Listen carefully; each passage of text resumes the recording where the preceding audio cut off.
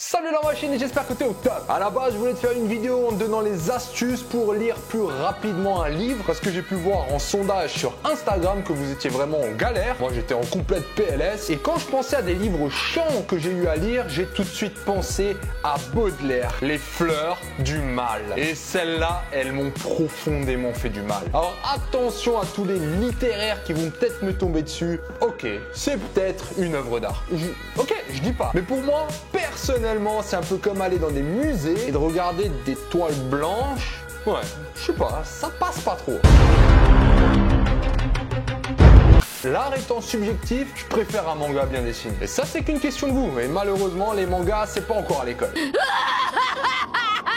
Alors avant de commencer, si tu veux vraiment une vidéo sur comment lire un livre, mets-moi ça dans les commentaires. Et maintenant, je vais te parler justement de Baudelaire. Parce que je me suis quand même dit, qui c'est ce Baudelaire? Et là, il y a un truc qui m'est revenu en tête, c'est les fameux poètes maudits. J'avais entendu ça avec le prof de français. Les poètes maudits souffraient avec la société, ils avaient du mal à s'intégrer.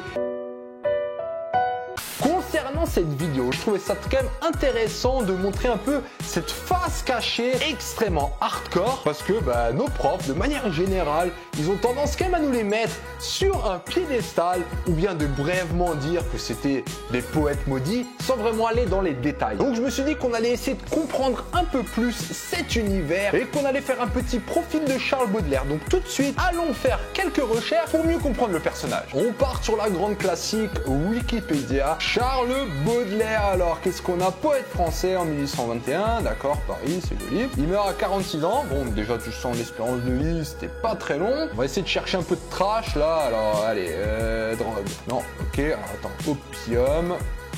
Opium, on va chercher. Ah voilà, ça pratique de l'opium, ça commence le dossier. Alors qu'est-ce qu'on a de beau? Alors perversité présumée, ok, on commence et découvre les paradis artificiels dans le dernier appartement de la famille de son ami Louis Ménard. Alors lui, il goûte à la confiture verte. C'est quoi ça, confiture verte? Non, le gars, il prend pas de la bœuf, il prend pas du shit, non, il prend de la confiture verte. Ça fait vraiment classe. Un petit pot de confiture verte, s'il vous plaît. Même s'il contracte une colique. Alors, une colique, c'est quoi? C'est la chiasse. Bon, voilà, il a une diarrhée. À cette occasion, cette expérience semble décupler sa créativité. Donc, il renouvellera cette expérience occasionnellement, sous contrôle médical. Bien sûr, hein, c'est ce qu'on dit aux parents. Ouais, non, mais t'inquiète pas, tout va bien. Quand il fume son petit pet, attends, aux réunions du club des hachichins. Regroupement voué particulièrement à l'étude et à l'expérience des drogues fondée à Paris par le docteur Jacques-Joseph Moreau de Tours. Bon, le gars, il roule des tours. Ah, tout est dans la formulation. C'est un club, ça fait classe. Toi, tu fumes dans ta bagnole en mode chien de la casse, tu vas sous un pont, eux, ils font un club. Ça passe mieux, ça. Et c'est une expérience, c'est une étude de drogue. C'était pas, tu vois, c'est pas on se défonce la gueule. Non, on va étudier les effets. Alors attends, on va essayer de comprendre un peu plus en effet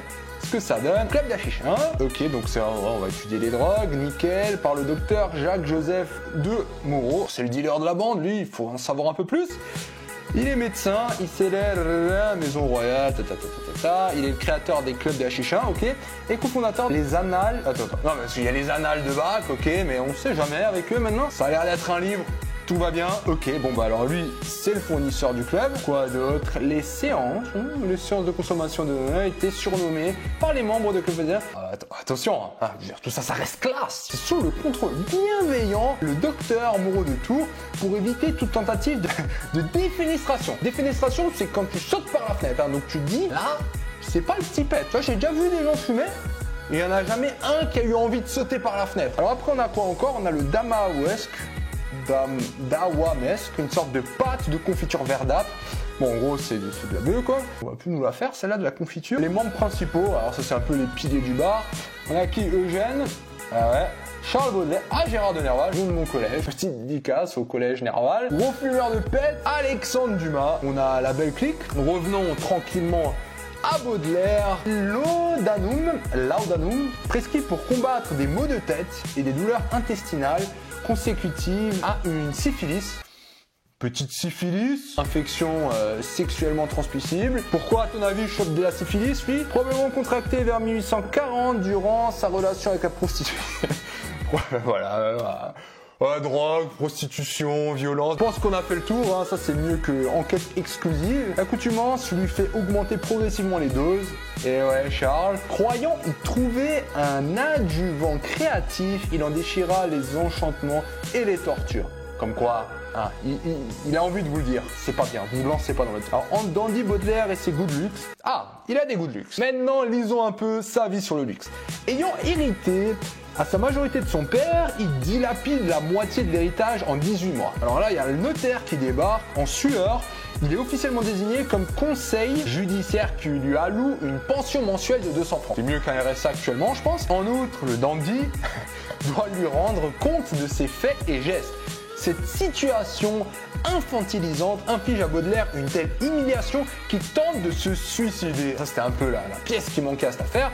Le suicide d'un coup de couteau dans la poitrine le 30 janvier 1845. Bon, coup de couteau, tu vois, le gars, il est quand même assez déter. Sinon, il participe aux barricades, la révolution de février, donc aussi un rebelle, anarchiste, drogue, prostituée, suicide, Baudelaire, vraiment la totale, le fils que tout le monde rêve d'avoir. Je pense qu'on a fait le tour avec Baudelaire. Le but, c'était pas du tout de se moquer de ces auteurs, mais juste de voir vraiment comment ils ont vécu et à quel point c'est des gars complètement marginaux. Donc tu sens un peu le décalage entre juger ce qui est incorrect par rapport à notre société politiquement correcte et d'un autre côté apprécier des artistes qui étaient à leur époque complètement politiquement incorrects, qui refusaient entièrement la société. Je trouve qu'on est nouveau dans ce processus d'un point de vue instance, c'est-à-dire que les instances n'arrivent pas à être à jour sur ce qu'est un artiste. Par contre, on a la dimension des réseaux sociaux. Donc, même si un artiste qui peut paraître complètement décalé avec la société actuelle, nous qui sommes sur les réseaux sociaux, on peut par un système d'abonnement